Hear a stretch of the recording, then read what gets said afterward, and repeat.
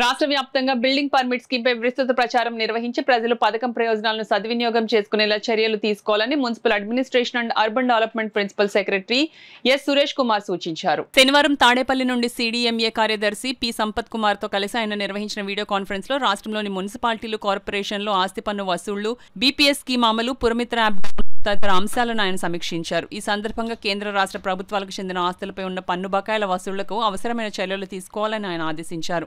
BPS పథకం ప్రజలకు చేరువయ్యేలా విస్తృత ప్రచారం చేయాలని సూచించారు. మార్చి 11, 2026లోగా ఈ స్కీమ్ను వినియోగించేలా కమిషనర్లు కృషి చేయాలన్నారు. సమీక్ష అనంతరం కాకినాడ నగరపాలక సంస్థ ఇన్ఛార్జ్ కమిషనర్ కేటీ సుధాకర్ మాట్లాడుతూ బీపీఎస్ పథకం పట్ల ప్రజల అవగాహన పెంచుకుని స్కీమ్ను సద్వినియోగం చేసుకోవాలని సూచించారు. సమావేశంలో deputy commissioner K Srinivas, ACP Venkatrao, ACP Sridhar తదితర అధికారులు సమావేశంలో పాల్గొన్నారు. ఓనర్గా అప్లై చేసుకోవచ్చు, లేదంటే త్రూ ఎల్టీపీ ద్వారా, లేదంటే టౌన్ ప్లానింగ్ యొక్క సహకారంతో మీరు చేయొచ్చు. దీనికి కావాల్సిన డాక్యుమెంట్స్ ఏంటంటే రిజిస్టర్డ్ సేల్ డీడ్ కాపీ ఒకటి కావాలి, తర్వాత ఎన్కంబరెన్స్ సర్టిఫికేట్ ఈసీ మరియు మార్కెట్ వాల్యూ సర్టిఫికేట్ ఒకటి అవసరం ఉంటుంది. మీకు ఎగ్జిస్టింగ్ ప్లాన్ ఉంటే ప్లాను, లేదంటే ఇప్పుడు ప్రజెంట్ ఉన్నటువంటి మీ బిల్డింగ్ యొక్క ప్లాను, తర్వాత బిల్డింగ్ ఫోటోలు ఏ స్టేజ్లో ఉన్నాయి అనేది బిల్డింగ్ యొక్క ఫోటోలు ఉండాలి. తర్వాత స్ట్రక్చరల్ స్టెబిలిటీ అనేది ఒక సర్టిఫికెట్, కాంపిటెన్సీ ఎవరైతే ఇంజనీర్ ఉంటారో ఆ ఇంజనీర్ ద్వారా ఒక సర్టిఫికెట్ ఒకటి అవసరం ఉంటుంది. అదేవిధంగా ఇండెమ్నిటీ బాండ్ మీద మీ యొక్క సిగ్నేచర్ తోటి ఇండెమ్నిటీ బాండ్ ఒకటి సబ్మిట్ చేయాల్సి ఉంటుంది. అయితే దీనికి సంబంధించిన ఫీజు వివరాల విషయంలో తీసుకున్నట్లయితే మీ కన్స్ట్రక్షన్ బేస్ చేసుకొని ఎంత డీవియేషన్ ఉందో దాని ప్రకారంగా ఫీజులు నిర్ణయించబడినాయి.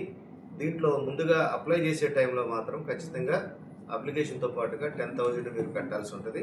దాని తర్వాత మీ బిల్డింగ్ యొక్క డీవియేషను లేకపోతే అనాథరైజ్డ్ కన్స్ట్రక్షన్ ఏదైతే ఉందో దాన్ని బేస్ చేసుకొని దాని యొక్క ఛార్జెస్ మన గవర్నమెంట్ వారు నిర్ణయించిన ప్రకారంగా చెల్లింపు చేయవలసి ఉంటుంది. అయితే దీని విషయంలో గవర్నమెంట్ వారు మరొక రాయితీ కల్పించారు ప్రజలకు. ఏంటంటే 31/12/1997 లోపల గనక ఉన్నట్లయితే, అంటే 97కి పూర్వం, డిసెంబర్ 97కి పూర్వం కనుక ఉన్నట్లయితే దానికి 25% తగ్గింపు అనేది ఇచ్చారు ఆ ఫీజులో. అదేవిధంగా స్లమ్ ప్రాంతాలు అయితే కనుక, స్లమ్ ఏరియాలలో ఉన్న బిల్డింగ్స్ అయితే కనుక 50% తగ్గింపు అనేది, ఏదైతే మన అనాధికార కట్టడానికి ఫీజులు ఏవైతే ఉంటాయో వాటిలో రాయితీ కల్పించడం జరిగింది. కాబట్టి దయచేసి కాకినాడ సిటీ ప్రజలను కోరేది ఏంటంటే మీ యొక్క అనాధికార బిల్డింగ్స్ ఏవైతే ఉన్నాయో వాటన్నింటినీ ఇమీడియట్గా రెగ్యులేషన్ చేసుకోవడానికి మీ యొక్క అప్లికేషన్లు దాఖలు చేసుకోవాల్సిందిగా తెలియజేస్తూ ఉన్నాము. ఇది 120 రోజులు మాత్రమే సమయం ఉన్నది. రేపు మార్చి 10వ తారీఖు ఇది అయిపోతుంది. కాబట్టి ఈలోగా త్వరపడి మీరు అప్లై చేసుకొని మీ యొక్క బిల్డింగ్స్ రెగ్యులేట్ చేసుకోవాల్సిందిగా మన నగరపాలక సంస్థ ద్వారా ఎలక్ట్రానిక్ అండ్ ప్రింట్ మీడియా వారి ద్వారా మీకు తెలియజేయడం జరుగుతూ ఉంది.